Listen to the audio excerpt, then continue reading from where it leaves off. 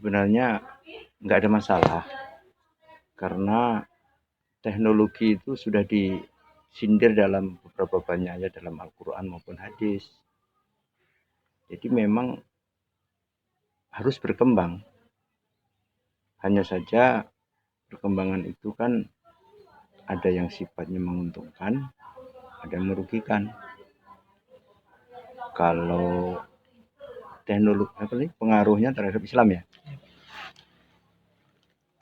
kita kembali ke kaidahnya la dina la aklalah. Tidak ada agama bagi orang yang tak berakal. Sementara manusia ini kan diberi akal untuk berpikir. Banyak ayat-ayat Quran, apalah takilun, apalah takilun. Ya. Jadi maksudnya supaya manusia itu berpikir. Dengan adanya teknologi ini, seharusnya Islam itu lebih lebih mudah untuk dipahami, lebih mudah untuk disebarluaskan, didakwahkan, dan lebih mudah bagi masyarakat yang jauh dari pesantren, jauh dari ustadz-ustadz, kiai, itu untuk mengakses dengan adanya teknologi yang sekarang sudah sama-sama kita tahu kan. Namun demikian, sisi negatifnya juga tidak sedikit. Orang bisa cenderung salah paham. Nanti konten-konten dari ceramah-ceramah di YouTube ada yang sifatnya dipotong-potong untuk kepentingan yang pribadi misalnya. Nah, itu yang sisi negatifnya. Apapun ceritanya, perkembangan teknologi akan mempengaruhi, memudahkan umat Islam untuk mempelajari Islam, tetapi jangan dilupakan bahwa belajar itu salah satu syaratnya harus berguru langsung kepada guru. Teknologi sebenarnya itu kan sebelum Islam itu berkembang atau sebelum Islam itu dibawa oleh Nabi Muhammad, teknologi itu kan sudah ada. Sebenarnya Islam itu adalah agama yang membawa perkembangan teknologi sampai saat ini. Nah, kalau pengaruhnya dalam Islam, ya tentu pengaruhnya adalah ada sisi negatifnya, ada juga sisi positifnya, ya kan? Tergantung bagaimana kita sebagai umat Islam mempergunakan teknologi tersebut. Kalau kita mempergunakan kepada hal-hal yang negatif, tentu hasilnya negatif. Tapi kalau kita mempergunakan untuk hal-hal yang positif, tentu hasil juga positif. Karena sebagai umat Islam kita tidak boleh ketinggalan dengan perkembangan teknologi. Karena umat Islam juga harus saling mengejar dengan negara-negara lain, karena negara-negara lain yang mungkin mereka adalah minoritas tapi mereka sudah maju dalam sisi teknologi. Kita sebagai umat Islam yang mayoritas jangan sampai ketinggalan dari mereka yang minoritas.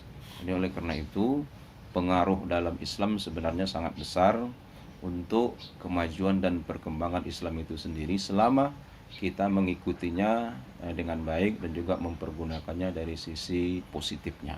Ya, itu saja. Jadi dalam Islam itu sendiri, dengar suara saya ya, jelas ya?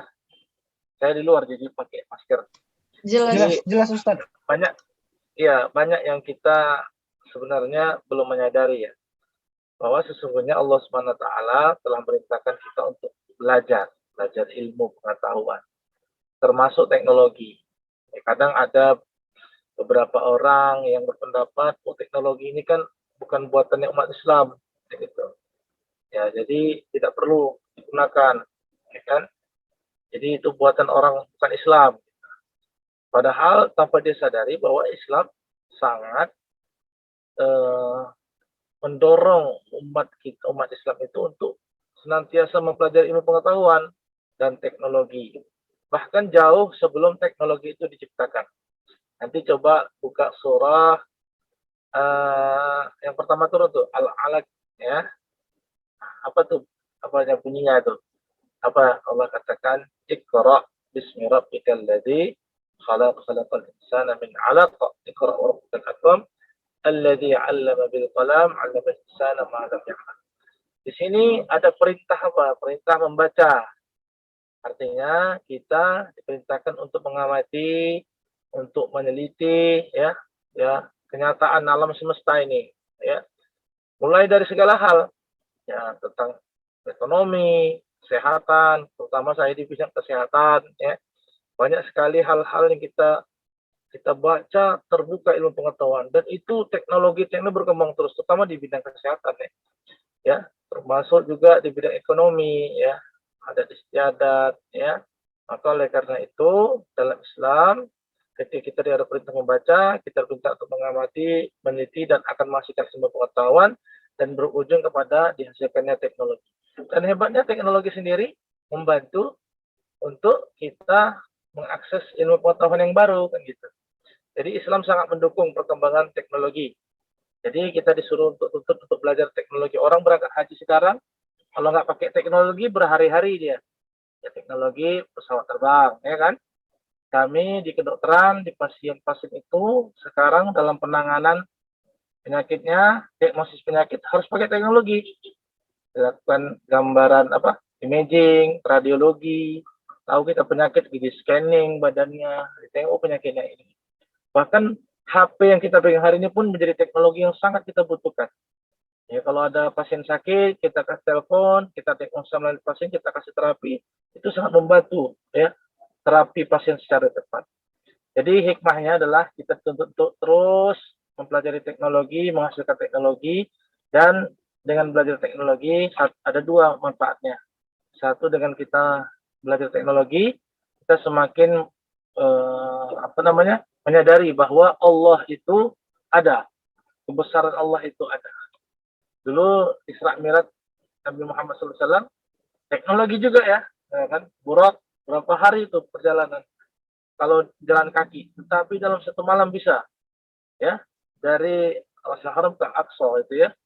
Sekarang dari pesawat terbang, nah teknologi juga ya.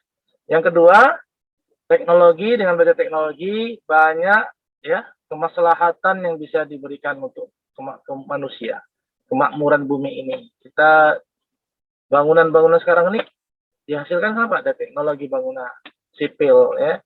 Nah, itu artinya kita sebagai manusia tuh khalifah, dengan teknologi peran kita sebagai khalifah akan lebih kuat lagi. Nah, seperti itu mungkin kaitan antara teknologi dan Islam.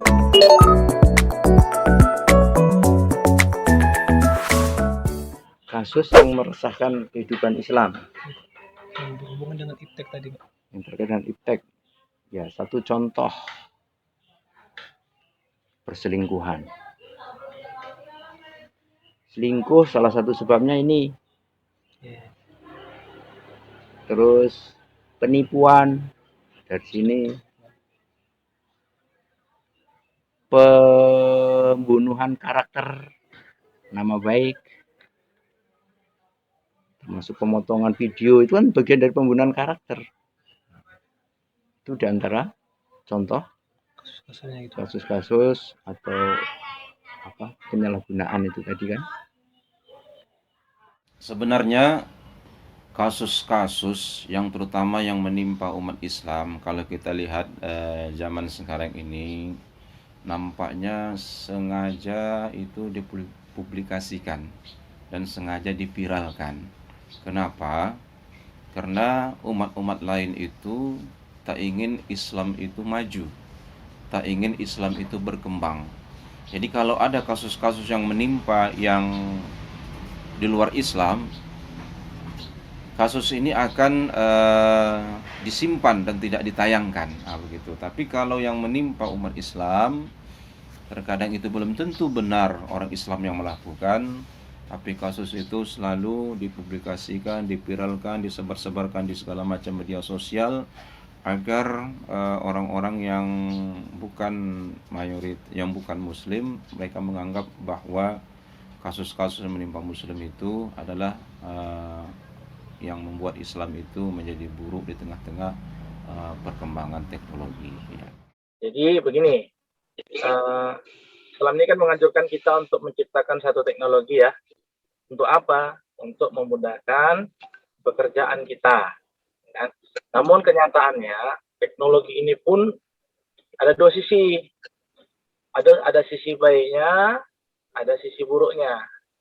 Sisi baiknya dia bermanfaat untuk kebaikan, ya.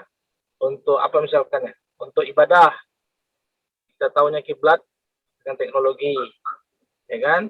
Tahunya kita agama juga via ceramah, video-video keagamaan sekarang nih, alhamdulillah mudah diakses berkat teknologi. Share-share agama, ya, itu banyak kita akses dari teknologi juga. Jadi ada baiknya, ya, terutama untuk kemaslahatan manusia lah, ya, umat manusia.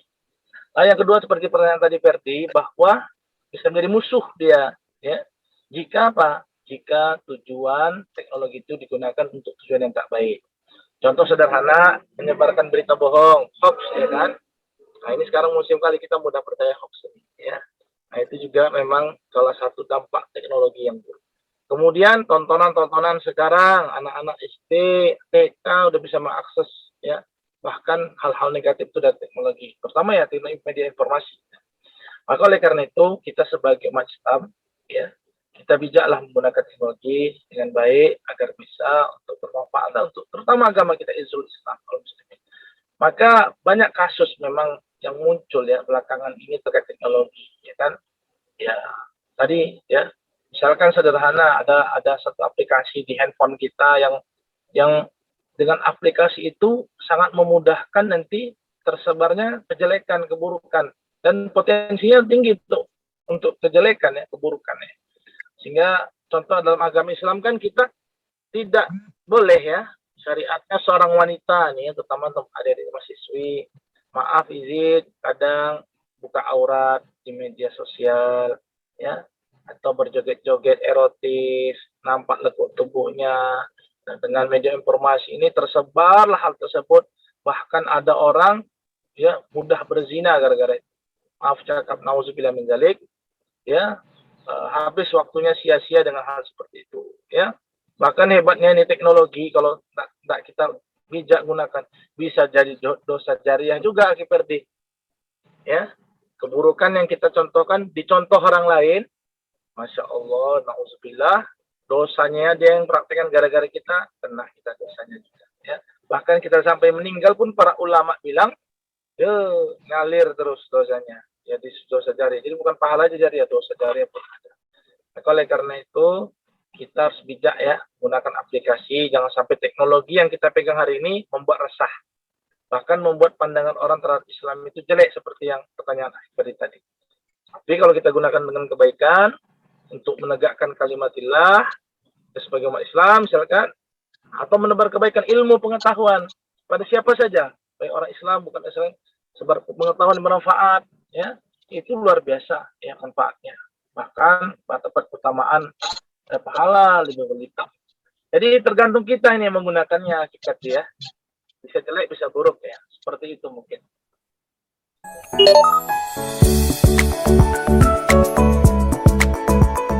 Ya, hal itu kembali kepada SDM, sumber daya manusianya. Bagaimana tingkat pemahaman mereka. Jadi TikTok, aplikasi TikTok itu tidak bisa disalahkan. Ibarat sisi lain misalnya ada sebuah parang. Parang ini kalau dipegang orang benar-benar, orang baik-baik, akan bermanfaat. Kalaupun membunuh yang syar'i. Contoh untuk menyembelih ayam, menyembelih binatang korban. Tapi kalau parang ini dipegang orang yang nggak bertanggung jawab, yang nggak bermoral, bisa untuk membunuh, merampok.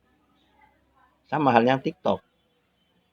Kalau TikTok dimanfaatkan untuk yang baik, untuk orang-orang yang baik, tentu dia dimanfaatkan untuk memberi nasihat, berdakwah, mengingatkan yang salah. Tapi kalau untuk yang itu tadi kan termasuk hura-hura itu. Apa namanya? Mengumbar hawa nafsu.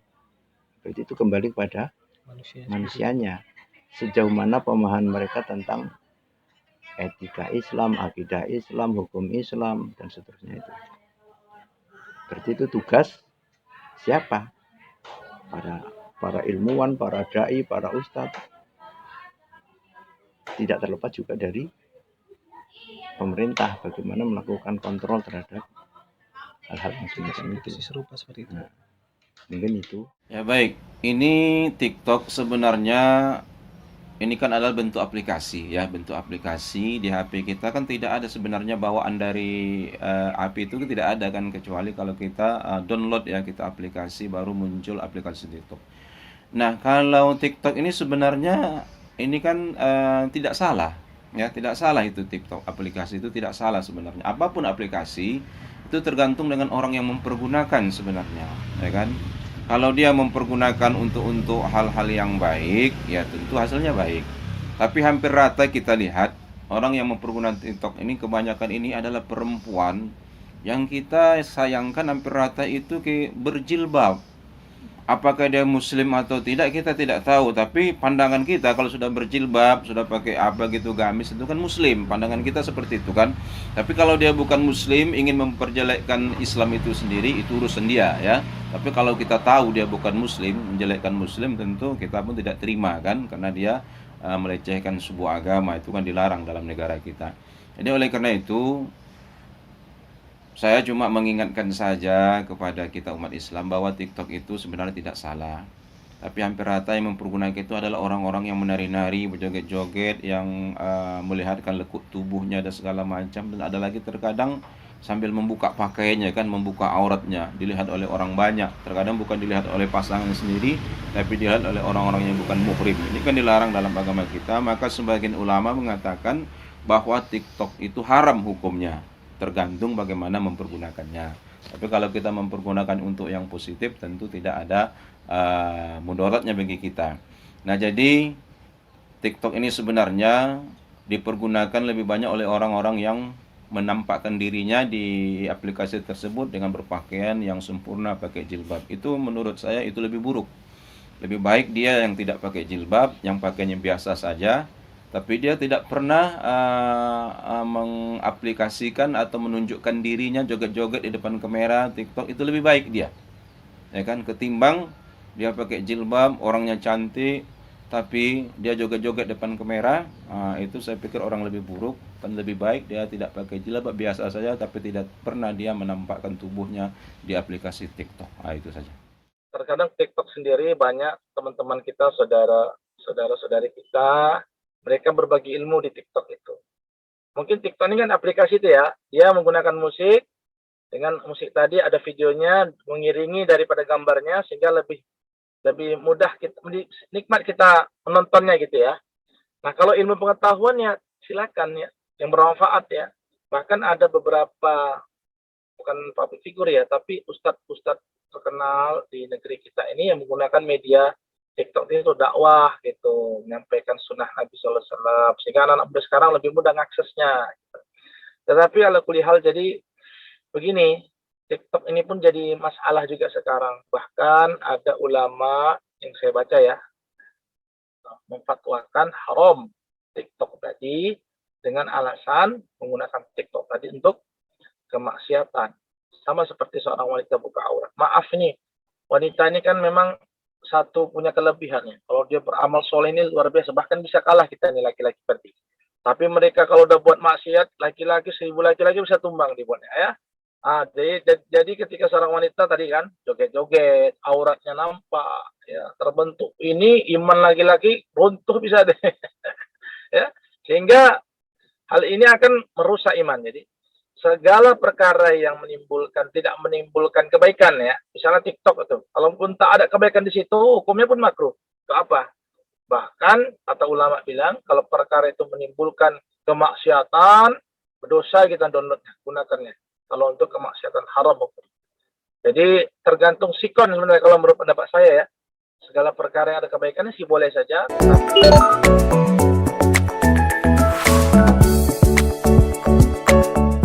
Saran Bapak, ya, tetaplah berusaha mendekat Al-Quran, mendekat hadis.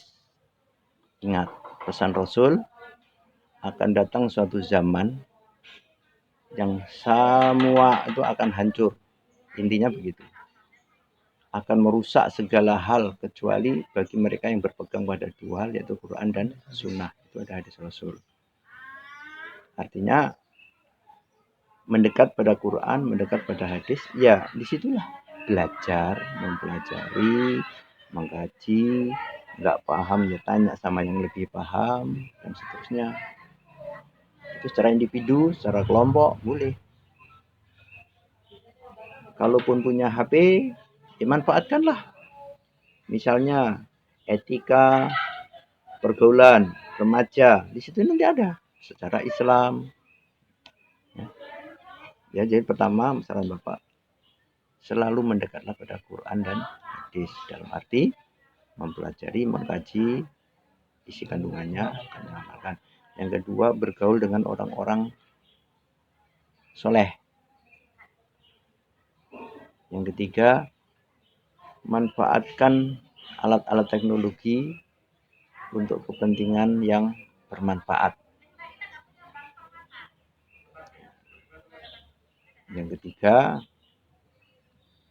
kalau kamu berpuasa, temanmu makan es buah, makan rendang, makan apa di depan kamu, yang salah siapa? Nggak ada yang salah. Orang dia nggak puasa makan, biar aja. Kamu puasa, ya. Dia saling mengerti. Artinya apa itu? Kembali juga pada dirinya untuk tetap menjaga keteguhan iman.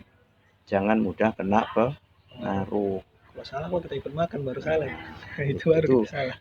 Jadi intinya dekati Quran, dekati hadis, manfaatkan alat-alat teknologi ini untuk hal-hal yang lebih bermanfaat.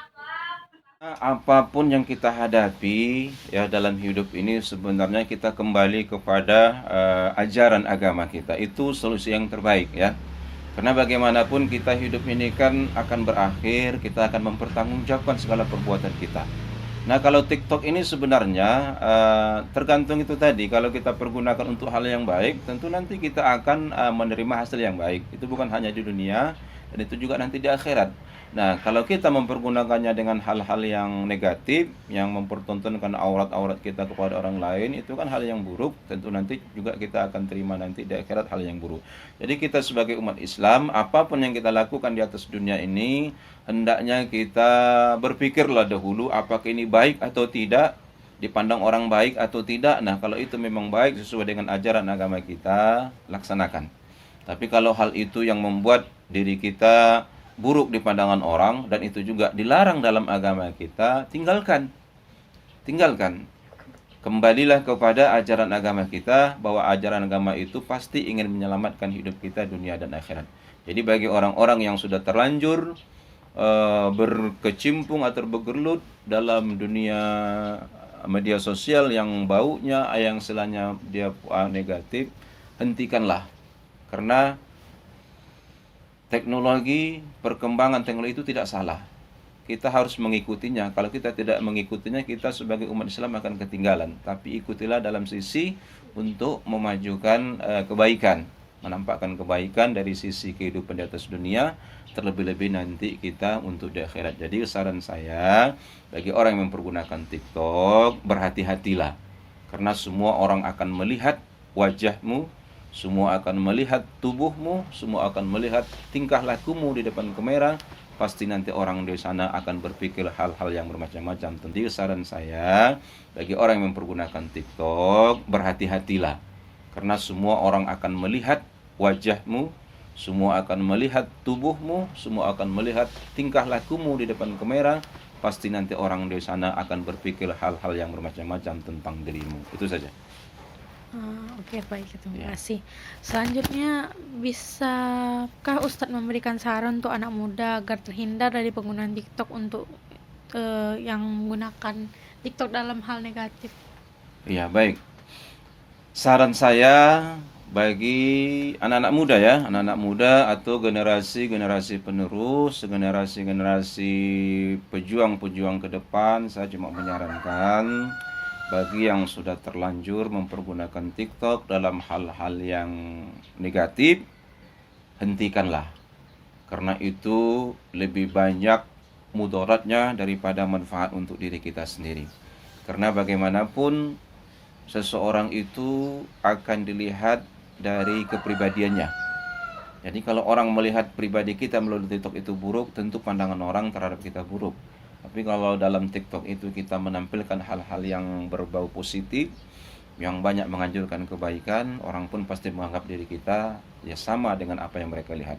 Jadi oleh karena itu, TikTok itu sekali lagi tidak pernah salah. Jadi yang salah itu adalah mempergunakannya. Jadi kepada yang sudah terlanjur yang mempergunakan TikTok dalam hal kesalahan, tolonglah dihentikan. Karena itu bisa menjerumuskan kita ke tempat-tempat atau kehinaan di atas dunia, dan juga nanti kita di akhirat itu dalam pandangan Islam dan juga dalam pandangan saya sebagai yang diminta pendapat dalam hal ini. Ya, solusinya ya cari aplikasi lain lah gitu ya. Apa gitu. Orang nanti tahunya kita nyebarin TikTok, di-download orang, oh bisa untuk buat ini nih. Nah gitu. Karena seperti pisau, Akiperdi. Pisau ya. Pisau kalau kita gunakan kan kita bisa pakai untuk motong tuh. Bagus ya, untuk yang manfaat. Tapi kalau dipegang anak-anak yang tak berakal, pisau ini bisa berbahaya. Sama TikTok ini. Semua orang bisa akses. Anak-anak bisa akses. Ya, siapa saja, orang tua, bahkan anak muda ini. Nah, salah kita gunakannya, seperti pisau tadi. Jadi bumerang bagi kita. Jadi sumber keburukan. Maka oleh karena itu solusinya, kalau menurut saya ya, kalau tidak ada potensi sedikit potensi baiknya, potensi buruknya banyak, ya lebih bagus kita tidak gunakan, lebih afdal. Kita cari potensi lain. Misalkan anak muda sekarang hobi buat video, nah mungkin aplikasi lain yang tidak ada mudah orang aksesnya buat video konten yang bagus. Tapi kalau bisa mengendalikannya TikTok untuk kebaikan silakan aja. Yang penting bijak kita gunakan untuk insya Allah untuk kemaslahatan manusia, silakan saja. Kalau menurut saya seperti itu, ya. Jadi solusinya seperti itu. Kalau untuk media dakwah silakan pakai, sebarkan, ya. Dan kalau bisa orang yang tak paham gunakan TikTok, buat TikToknya juga supaya menggunakan TikTok bijak pakai TikTok, gitu kan. Ayo bijak buat TikTok, ya supaya pahala kita mengalir, kebaikan mengalir kepada anak cucu kita. Buatlah TikTok yang bagus, dakwah. Wah semangat anak muda, mereka pun paham. Atau sampaikan bahaya TikTok melalui TikTok juga, supaya orang gunakan TikTok ini pun, aduh betul pula ya salah saya. Nah, bisa jadi seperti itu cara media dakwah kita itu untuk anak-anak muda supaya lebih mudah paham. Maka inilah yang harus kita sampaikan, kita sadari anak-anak muda. Bahayanya itu, ya kejelekannya itu. Kadang anak muda nggak paham, ya istilah tadi kita bilang joget-joget, ya dibuka auratnya, bahkan aurat terbentuk. Dia pun nggak paham mungkin itu berbahaya, berdosa atau tidak. Kita sebagai anak muda, umat Islam, pemuda-pemudi Islam, kalau sudah paham, kita ada tanggung jawab juga lah menyampaikan, mengajak.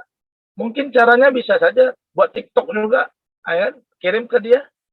Dengan bahaya TikTok, bagus kita alihkan ke yang lain. Jadi konsepnya dalam agama ini kalau guru saya menyampaikan, ya, bahwa sibukkanlah dirimu pada kebaikan. Maka kebatilan, keburukan pun akan sirna. Berbanyak kebaikan. Jadi kalau kita ingin gunakan TikTok, ya kadang pingin kali ya sibukkan dengan yang lain, kebaikan lain. Ini bagi orang pengguna TikTok yang nggak bijak tadi ya.